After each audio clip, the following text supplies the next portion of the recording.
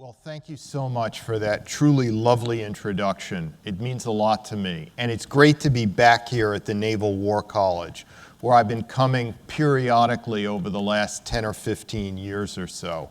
So I really feel that I'm among friends, and I hope to repay it today with some honest talk. Where what I'm going to do is I'm going to rove around the world, but then I'm going to emphasize in the last third or so of my talk this map of the South China Sea. But first, I'll get into a lot of other places as well. If you read the newspapers, the Wall Street Journal with its conservative point of view on the editorial page, the New York Times with its liberal point of view on the editorial page, the various journals of opinion, you may think you're getting different points of view, that all these people disagree, they fight with each other. In a sense, though, you're getting the same point of view. The point of view you're getting is that we can do anything. It's just a matter of the right policy, the right approach, putting in the right number of forces. We can remake societies. If only we had done this and that in Syria, or if only we had done the Iraq differently, if only we had done Libya a little differently. We can get all of this right and we can be everywhere. It's just a matter of human agency because there are no constraints. In a sense. I'm not so much disagreeing with that, is I'm going to talk about the other 50% of reality. The reality that's about constraints, about tragic limitations, things that we have to work inside of rather than make an end run around, that we have to deal with, admit to. And when you talk about constraints upon policymakers primarily, you have to go back to geography. And by geography, I don't just mean a map. I mean the map as the starting point for a discussion, for an understanding of trade routes, of natural resources, of economics, of all kinds of things, essentially. The map is the starting point for understanding different cultures. Because after all, what is a culture? A culture is the shared experience of a very large group of people in a particular territorial setting over hundreds of thousands of years that lead to commonalities. Commonalities of music, of art, of points of view, of fears, of biases, etc. Now, these cultural traits are less important and less real than individual traits because primarily we're more concrete as individuals, but it doesn't mean that the other things don't matter. And all of this starts with an understanding of the map. And it's my view that the map and geography still matter greatly. And you often hear that, well, geography no longer matters because of technology. And my answer to that is technology has shrunk the map. It's made it smaller. But that also means it's made it more precious. Geography is more precious and more claustrophobic than it's ever been because every place interacts with every other place in a way that it didn't before. You can't discuss East Asia and Southeast Asia without taking into account the Middle East. The Chinese in East Asia, the Indians in South Asia compete for natural gas fields in Iran in the Middle East, for instance. The North Koreans can give military technology to the Syrians that leads to an Israeli military strike. Regions are coalescing and forming into each other as never before. So instead of separate regions that have nothing to do with each other, you have more of a fluid, organic continuum.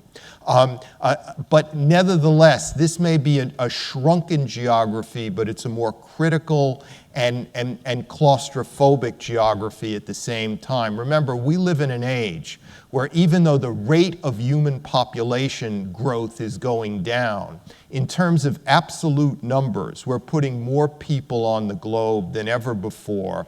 And the greatest population growth is among young people in already the 30 or 35 most unstable places of the world to begin with.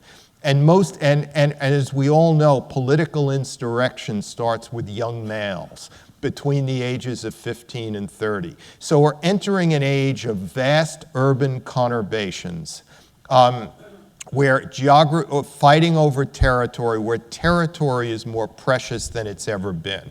So I would say that geography still matters, and it matters greatly. Let me talk about the Middle East for a minute or two. Then I'm going to go to Europe. I'm going to go to China. I'm going to go to Russia. I'll go to China, and then I'll end up with most of my time in the South China Sea, if that's okay. How do we understand the Arab Spring? Here's how I would define it. You have countries such as Tunisia and Egypt, which are age-old clusters of civilization, Greater Carthage, the Nile Valley. The Arab Spring began in Tunisia. What is Tunisia? It's the closest place on the map to the heart of Europe. It's only 4 hours by ferry boat from Tunis to Trapani in western Sicily. It's very close. Tunisia has no sectarian or ethnic divides, mainly. Tunisia was a real state since antiquity. Since after the Romans, you had the Byzantines, you had the Vandals, but after the Romans, rather, you had the Carthaginians, the Byzantines, the Vandals, the Turks, the French. If you drive on a road in the northern half of Tunisia, chances are you're on a road that was originally built by the Romans. So it has a real state mentality that totally subsumes a religious mentality in a way. It has real identity. And with no sectarian or ethnic divide so close to Europe, it's natural that the Arab Spring would begin there. But there's a but. In 202 BC, when the Roman general Scipio Africanus defeated the Carthaginians, he dug a demarcation ditch, a fossa regia, which went south from the Mediterranean a few hundred miles, then east back to the Mediterranean on Tunisia's east coast. And the Romans slated every place within that ditch to be slated for development.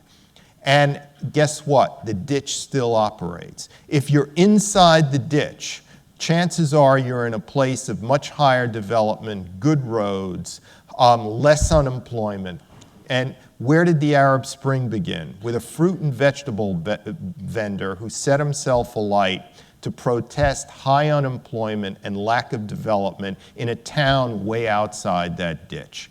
So this doesn't all explain the Arab Spring. Maybe it only explains 10 or 20% of it in Tunisia, but it adds a deeper level of understanding to why the Arab Spring began in Tunisia and why it began where it did in Tunisia. And you can go to every country in the Middle East and use geography in this way, not to give quick and easy and clever answers, but to just have a deeper understanding of things. Tunisia and Egypt have long-standing state identities going back to antiquity. So when authoritarian regimes were toppled, something replaced them. Whether it was a very weak and somewhat chaotic democracy in the case of Tunisia, whether it was first Muslim Brotherhood, then military rule in Egypt. These may not be good forms of government by any means, but the states themselves held together because they were always states in the past, with state identities. That's not the case with Libya or Syria and Iraq, and partially with Yemen as well, which are not so much states in history as vague geographical expressions. Libya.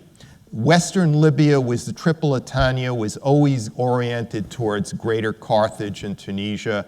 Eastern Libya, Cyrenaica, Benghazi was always oriented towards Alexandria in Egypt. And Libya was never a state. The Italians provided some cohesion, but very weak by European colonial standards. And because it was never a state, it could only be held together by the most suffocating form of autocracy. Whatever one might think of Zine El Abidine Ben Ali's rule in Tunisia or Hosni Mubarak's rule in Egypt, they were far, far more enlightened than Gaddafi's rule in Libya. And once the Gaddafi rule collapsed, rather than have different badly run, badly administered states, like in Tunisia and Egypt, you had a crumbling of the state almost in its entirety. So that Tripoli is no longer the capital of a state, it's the central dispatch point for negotiations among tribes, gangs, and militias. Syria and Iraq, the way I would put it, it's been in the news, I don't want to belabor it too much, is that whatever mistakes that President Bush made in Iraq or President Obama may have made in Syria, the fact is that these were two suffocating autocracies, two suffocating secular autocracies governing places that were vague geographical expressions, composed of regionally based sectarian or ethnic groups that were, as I say, it was tyranny, it was anarchy masquerading as tyranny under Hafez al-Assad and Saddam Hussein. I reported often from Syria under the elder Assad and Iraq under Saddam Hussein in the 1980s at the high point of his rule, and these countries were like prison yards lit by high wattage lamps. And when these states collapsed, whether by American intent, by their own intent, or whatever, the result was just a total implosion of all forms of authority, and that's what we have now. Yemen's a bit different. Yemen actually is an age-old cluster of civilization and antiquity, but it wasn't one civilization, it was 5 or 6 ancient kingdoms because Yemen is so infernally divided by high and rugged mountains.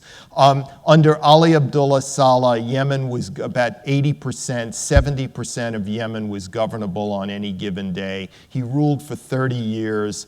After he was overthrown in the Arab Spring, the new government of Yemen at its best can maybe govern 30 or 40% of the territory. And that's the way it will probably be for years to come. So history, geography, the dispersal and the configuration of ethnic and sectarian groups go a long way to explain why Tunisia developed as it did after 2011 and why Syria developed as it did after 2011.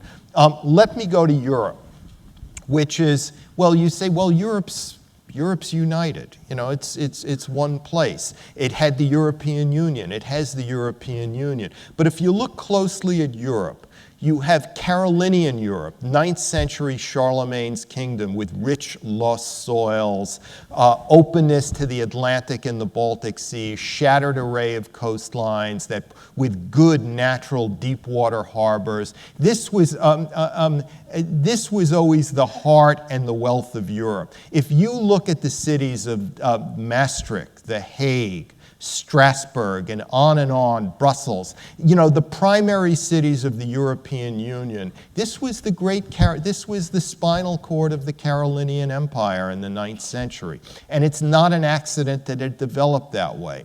In addition to Charlemagne's Europe, you had Prussian Europe, you had Habsburg Europe, which was a bit of an unwieldy, less developed configuration that went all the way from eastern Switzerland to the Romanian Carpathians. And then, of course, you had the Byzantines and the Turks in Southeast Europe with a much lower standard of institutionalization and development over the centuries.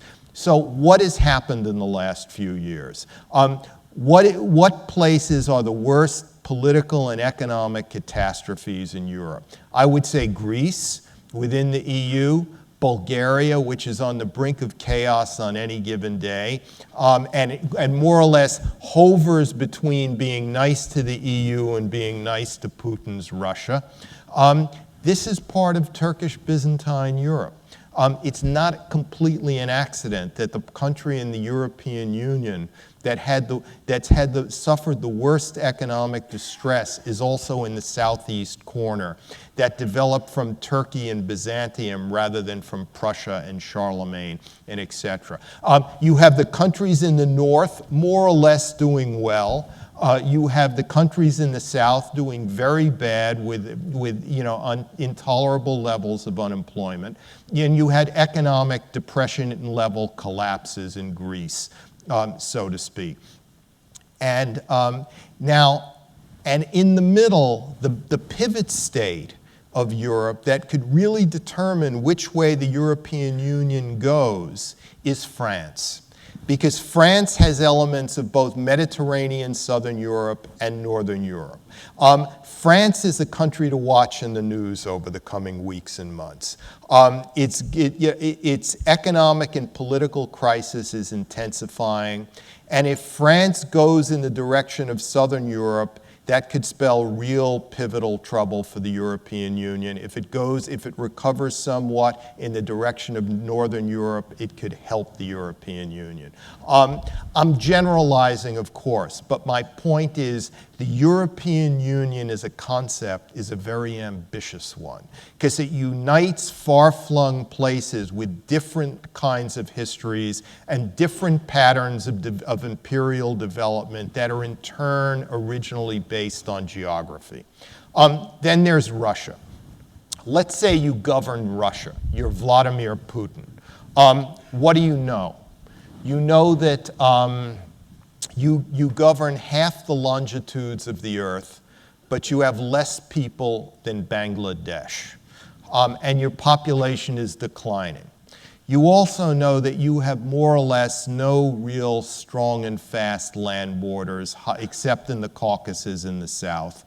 And your rivers run in the wrong direction. Rather than east-west in order to unite this longitudinal immensity, they run north to south, further dividing them. So you're the classic insecure land power, which means you require buffer zones in Central and Eastern Europe, in the Caucasus. And this would be the case even if you were a democratic, forwardly thinking leader of Russia, though you would go about things differently. You don't want to recreate the Soviet Union. You don't want a new Warsaw Pact, because that was too expensive. That's why the empire collapsed in the first place.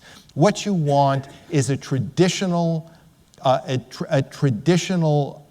kind of belt of buffer states that are Finlandized, if you want to pick a cliche, that may have their independent domestic and economic policies, and they may have elections and be democratic, but their foreign policies are circumscribed according to your wishes. This is what I think Putin intends. And Ukraine, of course, is the ultimate buffer state between Europe and Russia. It's self-divided in the middle.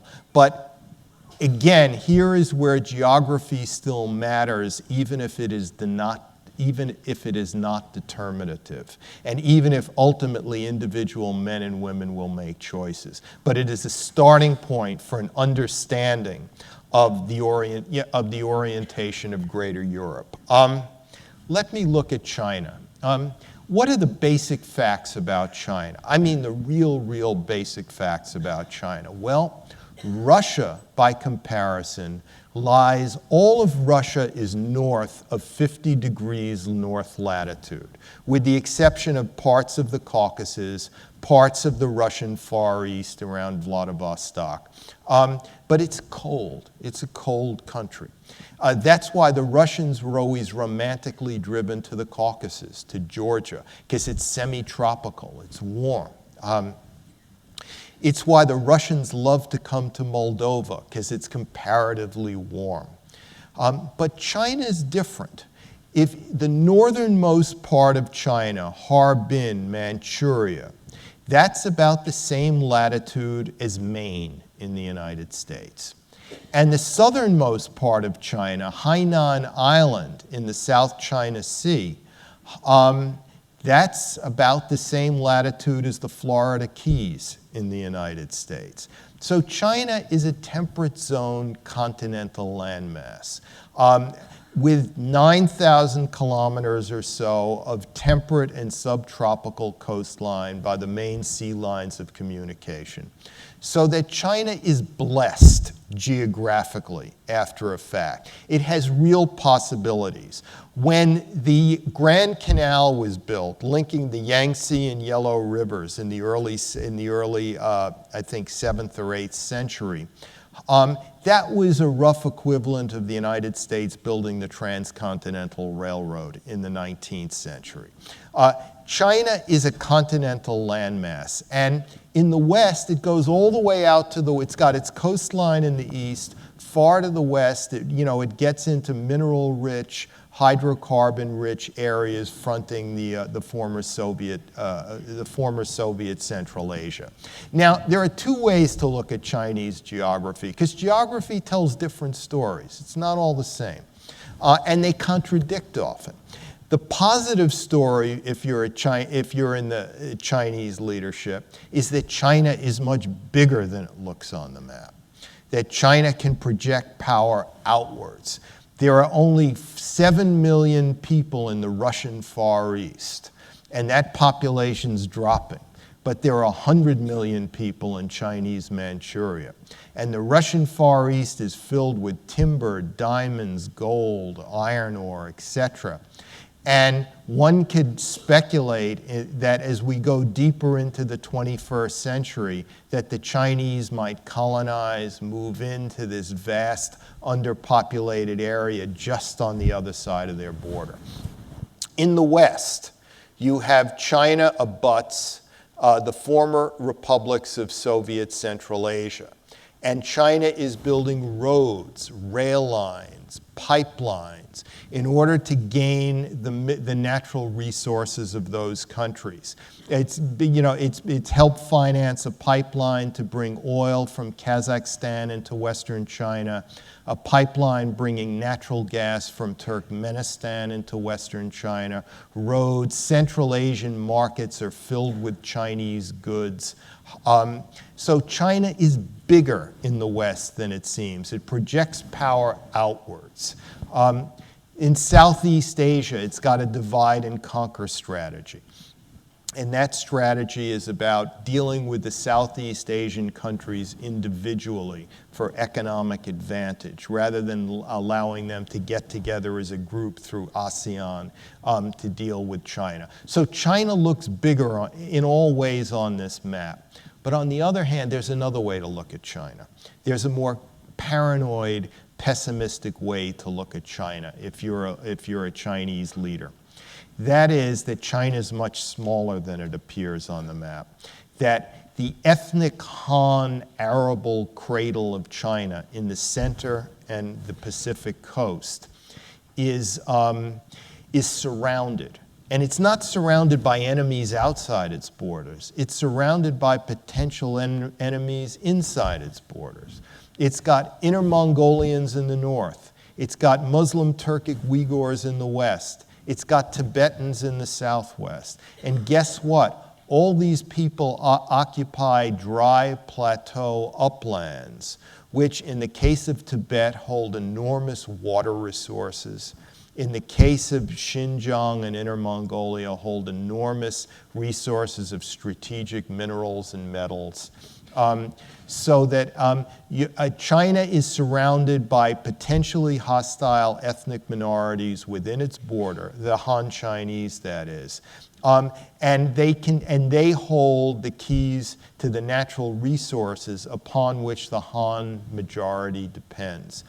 So that when Chinese leaders hear about lectures about liberalization from the West, political liberalization, let's say, Economic liberalization they know they have to do, but political liberalization, when they get lectures in this type, they have to be very wary. Because from their point of view, any sort of political liberalization could lead to the explosion of minority unrest. Because it's not just a matter of individual rights. It's also a matter of individuals expressing themselves through their group, through their ethnic or sectarian solidarity group. So China's ultimate question is it's geographical. China has to liberalize at some point. And when it liberalizes, can it hold together these outlying ethnic borderlands? This is a real challenge for China.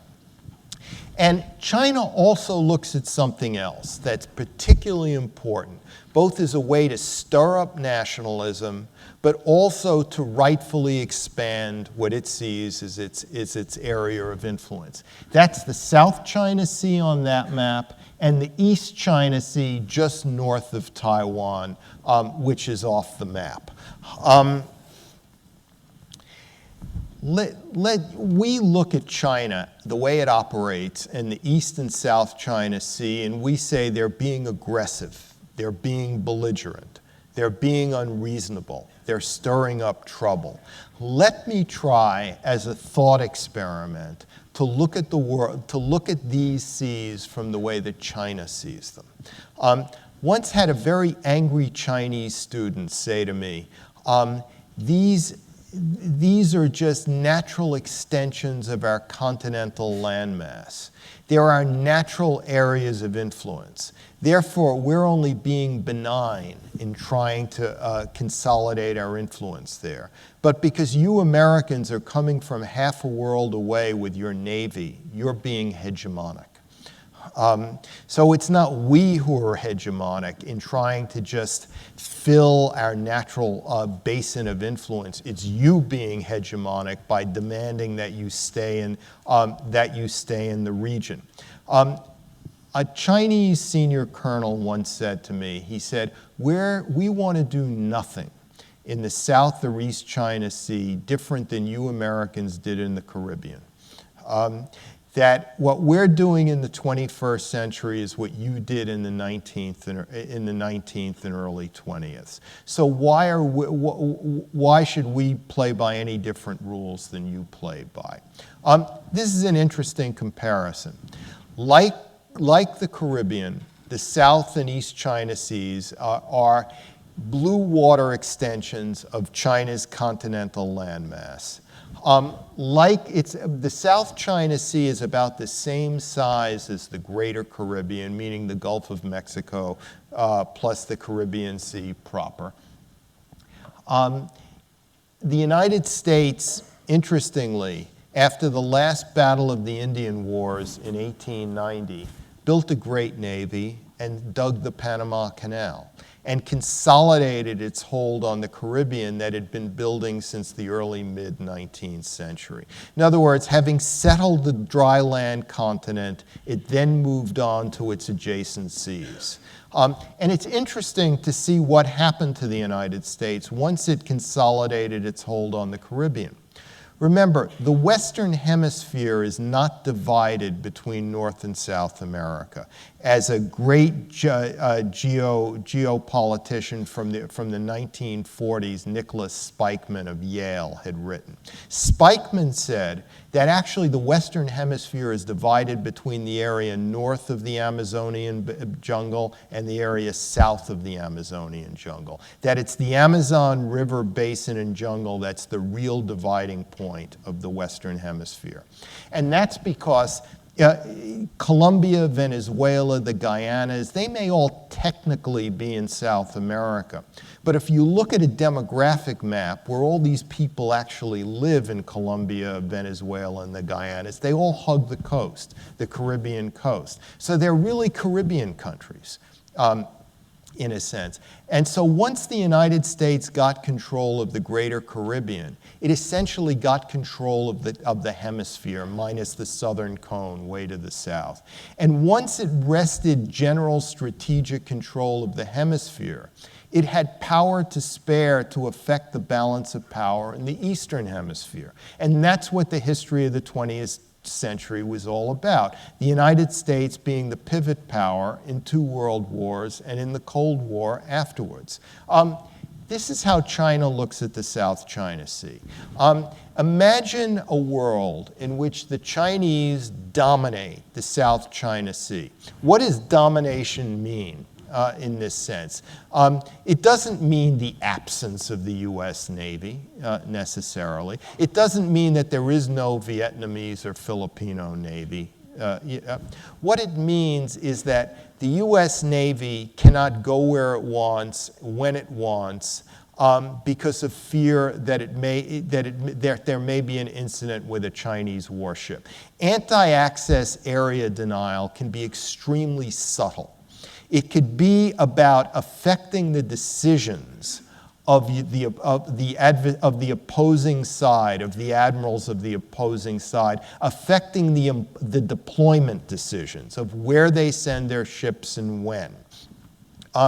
It could mean a balance of power that's in your favor rather than a balance of naval power in the favor of the United States. It could be something that could be achieved gradually without firing a shot over 10 or 20 years, to a point where you pass that red line, where the United States is no longer capable or is perceived no longer to be capable of defending Taiwan, for instance. Once you pass that invisible line, suddenly the whole nature of alliances shift or start to shift in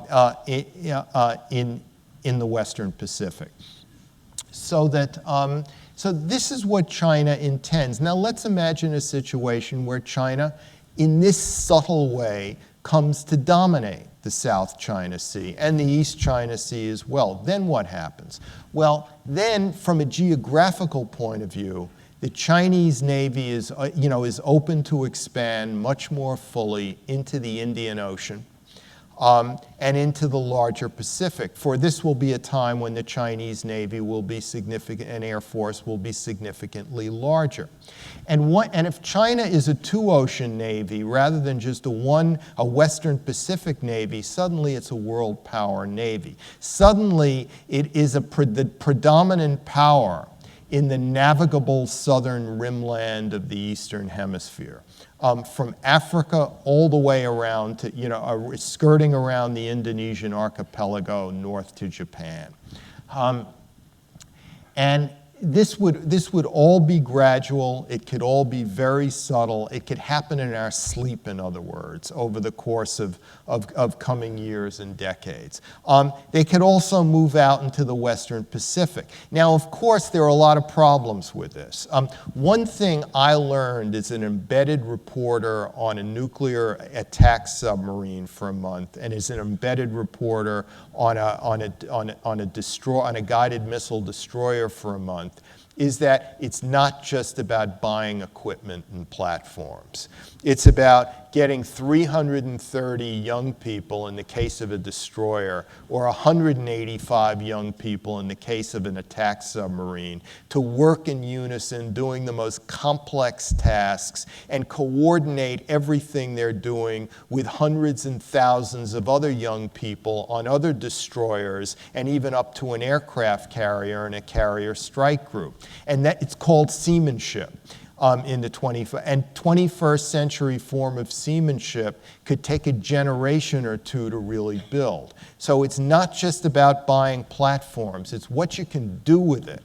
The Chinese are aware of this. They're probably far more aware of their limitations than we are. But again, they go back to tell me, why should you people have the Monroe Doctrine and not us? And their understanding of the Monroe Doctrine is subtle as well. because they know the Monroe Doctrine wasn't just about kicking the Europeans out. The Europeans had already left. It was about freezing a favorable status quo, while at the same time working with the British Royal Navy in the Caribbean to combat the slave trade, and at the same time using new U.S. dominance in the Caribbean to then move closer to Europe diplomatically in Europe itself. The Chinese may imagine something similar. Virtual domination in the South China Sea, but at the same time cooperation with the United States in every other sphere of activity, and at the same time becoming more and more area experts in all the countries that they dominate. And when I say dominate, I mean it's only the United States, particularly the Air Force and Navy, that prevents countries like Malaysia, the Philippines, Vietnam from being Finlandized by China, in a sense. It's, that's all there is in the way. And if you look in the annals of Chinese imperial history, they had strong positions in what is today Indonesia, what is now the Bay of Bengal coast of India. This is their home turf from their point of view. All they are doing is reasserting power in what historically has been their home turf after 150 years or so of humiliation at the mercy of Western powers. I know that my comparison with the Caribbean has holes in it, but we learn by comparison. And while the differences may be there, the similarities, I think, are striking. And it's interesting that the Chinese use them in my discussions with them, in comparing our position in the Caribbean historically and what they are trying to do in the South China Sea. Let me go around the countries a bit here. Japan, we have Japan to Indonesia and Australia. Japan, South Korea, and the Philippines are treaty allies of the United States. That's the highest form of ally. We have real interests in protecting them. But let's be honest here, they're not all equal. Japan is not equal with the Philippines. Japan is where we have, I think it's 50,000 U.S. troops stationed. It services our nuclear-powered, it will service a nuclear-powered aircraft carrier strike group. It's a serious country. It's the world's third largest economy after being for decades the world's second largest economy. It's a first-class military power despite the semi-fiction of their constitution. They could on any given day have 3 or 4 times as many major warships on the high seas as the British Royal Navy. So Japan's a serious ally. The Philippines much less so. The Philippines is probably the weakest, most poorly institutionalized, most corrupt country in East Asia, with the possible exception in certain spheres of Indonesia, but it's close. It ranks very low on the scale of Transparency International for corruption, for red tape, for all of this. The pride of its Navy is a 1960 former Coast Guard cutter.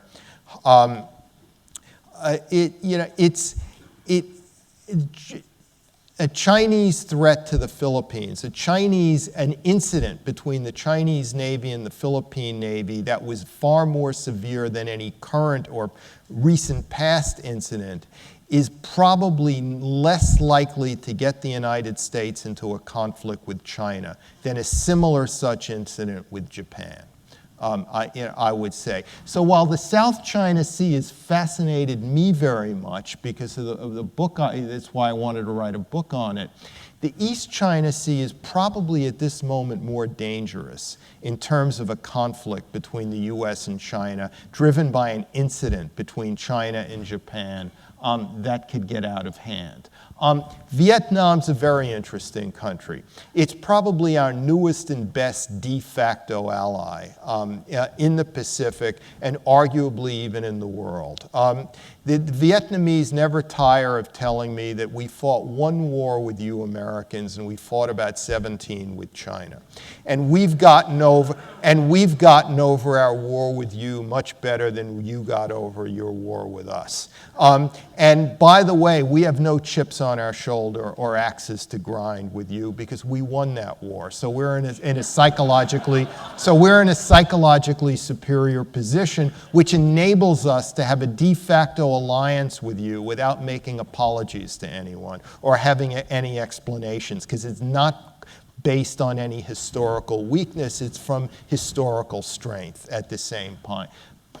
And the more warships, the more air platforms we have near Vietnam, the easier it is for Vietnam to balance against China. So we're very convenient for the Vietnamese in that sense. I would say that the goal of U.S. policy has to be how to steer between two extremes. One extreme being avoid at all costs a shooting war with China. The U.S.-Chinese bilateral relationship is the most important bilateral relationship in the 21st century. And it's important for the peace of the world. And to do that, we have to avoid allowing combustible Vietnamese and Filipino nationalisms from driving us into that war or conflict or incident with China. The other extreme is allowing China over the years to gradually Finlandize all these countries. In other words, to allow the balance of power to shift too markedly in China's favor. Let me go over just some points, a bunch of points towards the end. Everything I've said today, whether it's about the Middle East or it's about the South China Seas, remember what I said at the beginning. The op-ed pages, left, right, are all about ideas. It's all about democracy, development, freedom, avoiding appeasement, don't be an appeaser. It's all about ideas. But I haven't talked about ideas at all. I've spoken about geography. And to the extent that I've spoken about any ideas, I've alluded to nationalism. Because nationalism is alive and well in Asia and in other parts of the world. It's not passé. We're not in a post-national phase in Asia, the way we have been in Europe for decades, though maybe less so now, given the recent European elections. So it isn't only ideas that matter, but constraints and opportunities based on geography, natural resources, oil, natural gas, etc. Another idea, and this was pointed out by Professor Bracken in a book he wrote in 1999, is that capitalist success, sustained capitalist success, leads to military acquisitions.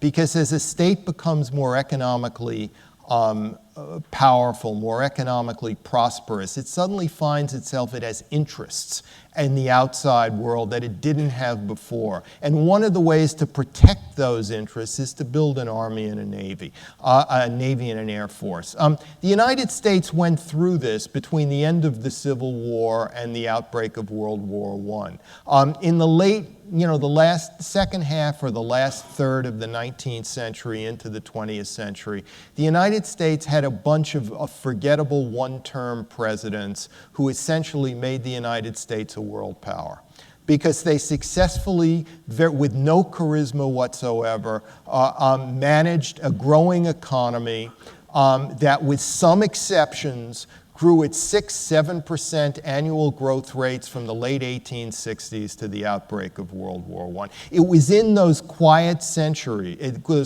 decades, when the United States became a great power. And in the course of becoming a great power, it built a navy. It built up its military. It developed Army doctrine at Fort Leavenworth at Kansas. It did all this as a natural consequence of its developing economy. And in that sense, China has done something very similar, or is doing something very similar.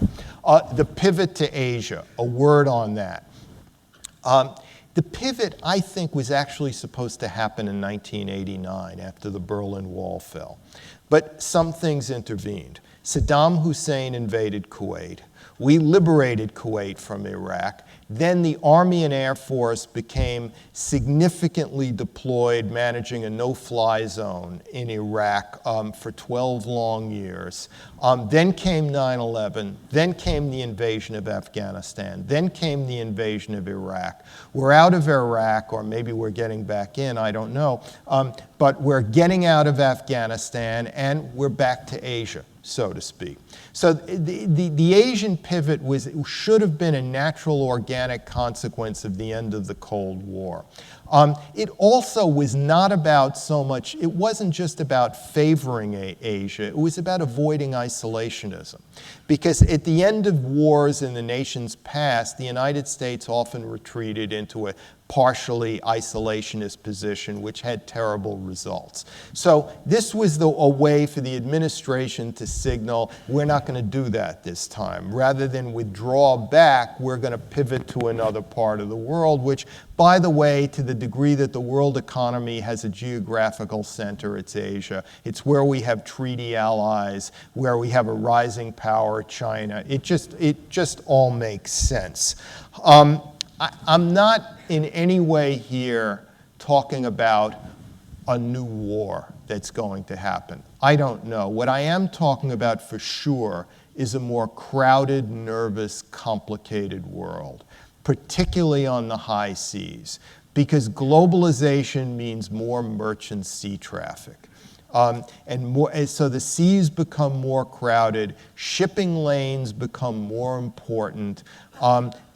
Without the U.S. Navy giving some semblance of order to the global shipping lanes, globalization as we know it would have a much tougher time to succeed. Another thing, don't take Asian security for granted. And this is a problem for the media, not for this audience. But for too many decades, the media thought of, well, if you're a war correspondent and you dress in khakis and a flak jacket, you go to the Middle East or Afghanistan or sub-Saharan Africa.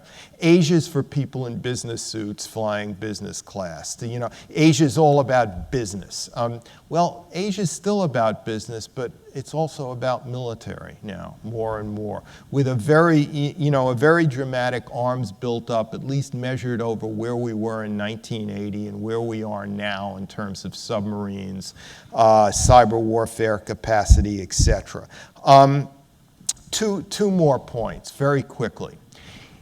Sure, there were these conflicts in the South China Sea back in the 60s, 70s. Sure, people knew there might be oil or natural gas there. Why wasn't all this stuff happening in 1960s or 1970s? It's a good question. The answer is that for decades, Asian countries were internally focused. You had China with the Great Leap Forward, the Great Cultural Revolution, which was negative. Then you had Deng Xiaoping's new economic mechanism, which was positive, but it was all internally focused. You had Vietnam, which, as we all know, was in a state of irregular warfare for decades in the 50s, 60s, and early 70s. Malaysia, or what was then Malaya, had its own communist insurgency for years. Japan may have been at peace and growing and prosperous, but for the early mid for most of the Cold War, Japan was in a state of semi-pacifism because China had not yet built up its navy and hadn't itself become an existential threat to Japan. And only after that happened did Japan suddenly emerge out of its pacifistic cocoon. But now you have all these countries have consolidated to a significant degree their internal power, and lo and behold, they're pressing outward. with new military capabilities that they didn't have before. So it's natural that they come into conflict, over who owns what, or what the territorial dividing line is in the South China Sea. Again, this is all about territory and geography. It's not about ideas per se. And finally, my last point. If you were to ask me what's the most intriguing single question facing the world today, geopolitics, I would not say, will Iran get a nuclear weapon? I will not say, will Putin be able at some point to consolidate his hold on the eastern Ukraine? I would say the direction of the Chinese economy. China's, in a state of a massive credit bubble, a massive housing bubble. There are an increasing number of economists who are predicting like a major crash. I don't know if it's true. I'm not an economist. All I know is I ask every economist that I do meet, what do you think of the future of the Chinese economy? And most don't have a really coherent, well thought out point of view. There's an assumption that it will muddle through, that yes, the magic may be off the Chinese economic miracle, but it'll muddle through. Well, that's an easy default opinion to have. Just predict more of the same. All right, its growth rate is down to 7.5% now. It'll go down to maybe 6.8%. Then it'll level off for a few years. I don't know. I do know that Chinese statistics lie. I know that growth, a 7.5% growth rate means a growth rate maybe of only about 6% on the coast, because the interior is growing at a much higher rate. At what point does high male youth unemployment kick in? I assume that China will muddle through, and all it has to do is muddle through to keep this linear projection of growing Chinese naval and military power to keep going and going. But what happens if it doesn't muddle through? What happens if there is a fundamental social, political upheaval caused originally by economic reasons? What happens then to Chinese military power going forward? I don't have the answer. It may be that you could have social upheaval inside China, but an even more aggressive nationalism on the high seas. You could have both at the same time, or maybe you can't. I don't know, but I'll leave you with a question to which I have no answer to, which is, what is going to happen to the Chinese economy over the next 10 years, say? Thank you very much.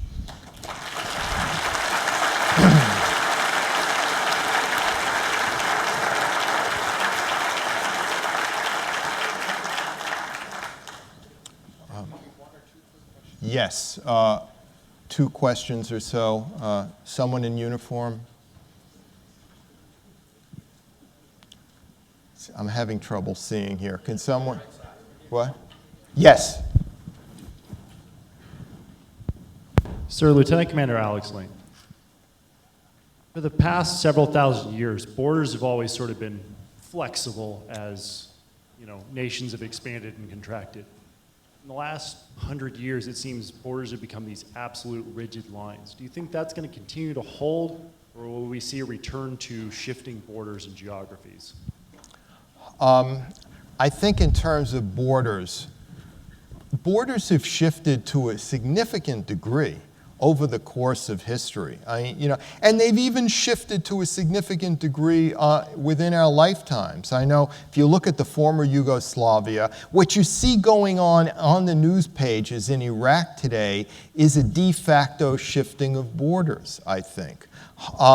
The same in Libya, the same to Syria. They haven't all agreed at a Paris peace conference that to this day forward, Libya will be divided into 3 parts, or that Iraq is now 3 parts. But in terms of people monopolizing the use of force in different parts of these former countries, borders really have shifted, even if it may take us some time to recognize them. Remember, China's border in the far west has been very malleable over the course of history. It's only in the borders of China's far west have only been with us since the mid-19th century. and the same in China's northeast. So even though China has always been China and more or less in the same place on the map, going back to antiquity, that doesn't mean it's been in exactly the same place on the map. So I think we're going to see a continual shifting of political borders. It's part of it's part of international relations. I mean, to say that all borders will always stay the same is like saying there will be no more major interstate conflicts. There may not. Yes. Do you think that there are two counter trends here? One is nationalism and countries like China kind of trying to achieve what they want to achieve, but at the same time, there seems to be a trend towards much more interdependence, much more weaving together of countries' destinies.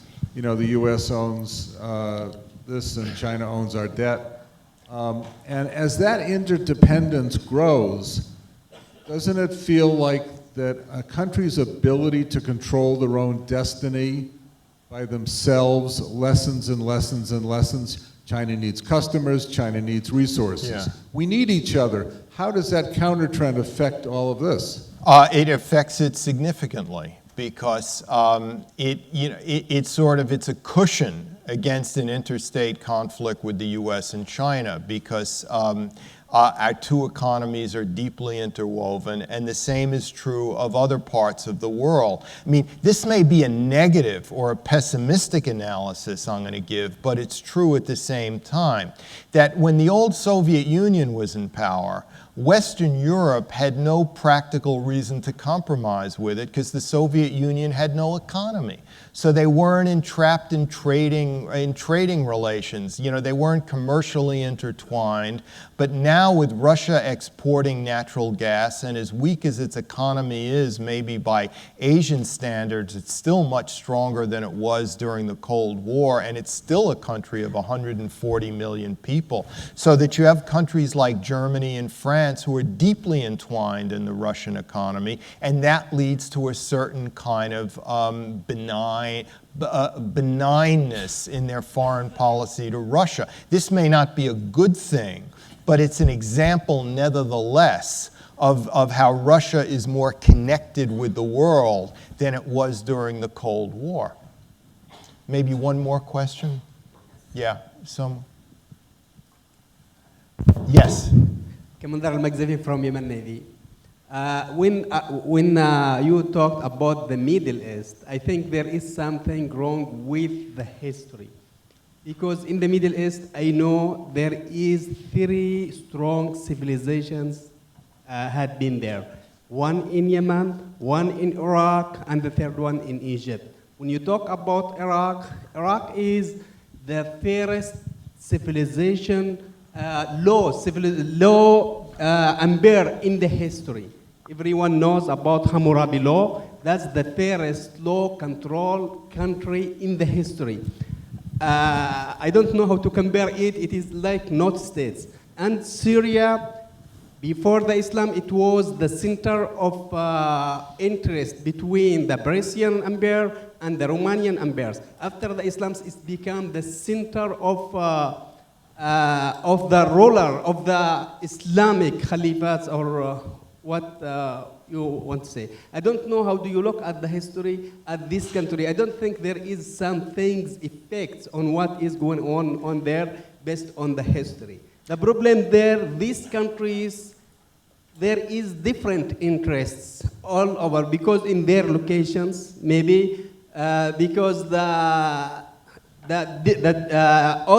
many countries, as from the east or from the west, want to govern these places through these countries because they are the center of the gravity. Fine. Yes. What I would say is yes, these are centers of great civilization going back deep into the past. But great civilizations do not necessarily cohere with specific borders. And if you have a political entity that's trying to govern over where civilizations and sectarian and ethnic interests overlap, you have more of a challenge to be able to govern. And if you govern over that area in a place that does not convert subjects into citizens, well then when your rule weakens or collapses, there'll be a void of civil society in order to fill what it's replacing. So that's what's happened in Syria and Egypt, in Syria, Iraq, and in Libya. Thank you very much.